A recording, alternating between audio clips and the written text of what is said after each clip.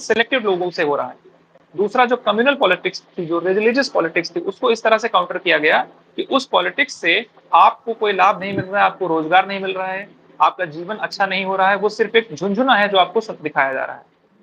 और तीसरा, जो बीजेपी का जो बीजेपी का जो क्षेत्रीय संगठन था, उस संगठन उस संगठन में कहीं ना कहीं दरारें आ गई, क्योंकि पिछले 10 वर्षों में जो मूल भाजपा थी, जो मूल भाजपा का वर्कर था, जो आरएसएस के वर्कर थे, जो भाजपा और भाजपा से जुड़ी आइडियोलॉजी के लिए काम करने वाले लोग थे, उन्हीं का महत्व तो कम हो गया, क्योंकि भाजपा ने राजनीतिक समीकरणों के चलते अलग अलग दलों के नेताओं को अपने में शामिल करना शुरू कर दिया।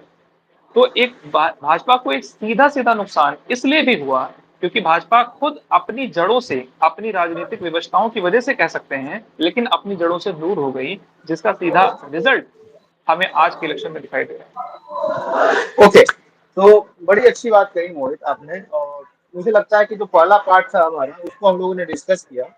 अब इसको थोड़ा सा हम एक फॉर्मुलेशन के तौर पे देखें कि आपने जो बातें कही।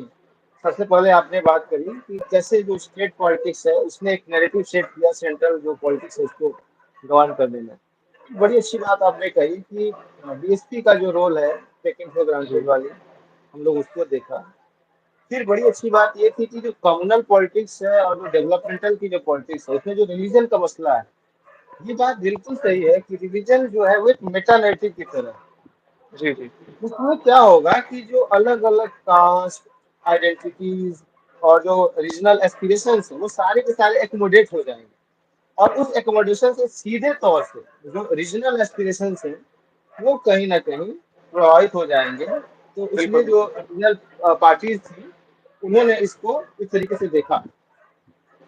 सबसे अच्छी बात यह है कि जी किस तरीके से स्ट्रेटेजिकली कम्युनल को और डेवलपमेंटल पॉलिसीज को काउंटर किया इसका विपक्ष ने, वो देखने वाली बात थी। अब उसका सिंपल तीसरी बात जो आपने कही कि पिछले 10 वर्षों में जो नन भारतीय जनता पार्टी के लोग भारतीय जनता पार्टी में आए जी जी और स्वाभाविक तौर से उन्होंने जो भारतीय जनता पार्टी के मूल कार्यकर्ता हैं उनकी जगह ली। जी जी आपको याद होगा कि 2014 में ही जब भारतीय जनता पार्टी की सरकार बनी थी तो द हिंदू ने एक बड़ा अच्छा आर्टिकल लिखा था कि कांग्रेसाइजेशन ऑफ भारतीय जनता पार्टी।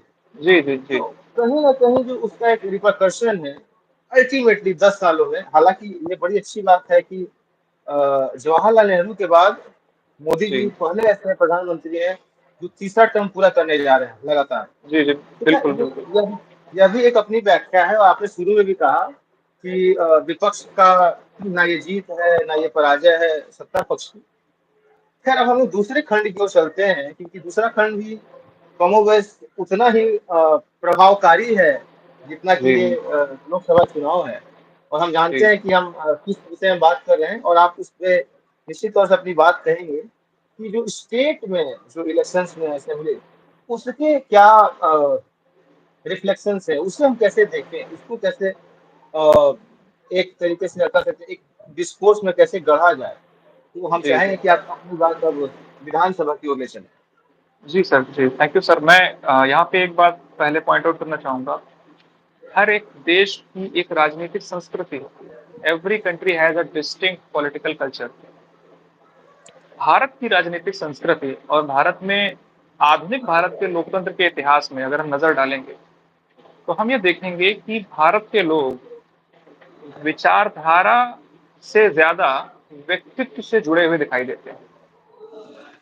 भारत की राजनीति में एक एक चीज जो स्पष्ट तौर पर दिखाई दी है वो ये है कि the leader is always bigger than the ideology. और लीडर का होना या ना होना, या लीडर के होने के परसेप्शन का होना, ये बहुत ज्यादा बड़ा रोल प्ले करता है इंडिया की पॉलिटिक्स में। इसके 3 उदाहरण मैं आपको दूंगा। पहला उदाहरण राहुल गांधी, दूसरा अखिलेश यादव और तीसरा नवीन पटनायक। ये वही राहुल गांधी हैं, वही अखिलेश यादव हैं और आज भी वही नवीन बाबू हैं। फर्क ये है कि राहुल गांधी और अखिलेश यादव की जो इमेच्योरिटी की इमेज थी कि they are not mature enough to handle the country, they have been given the authority, they have not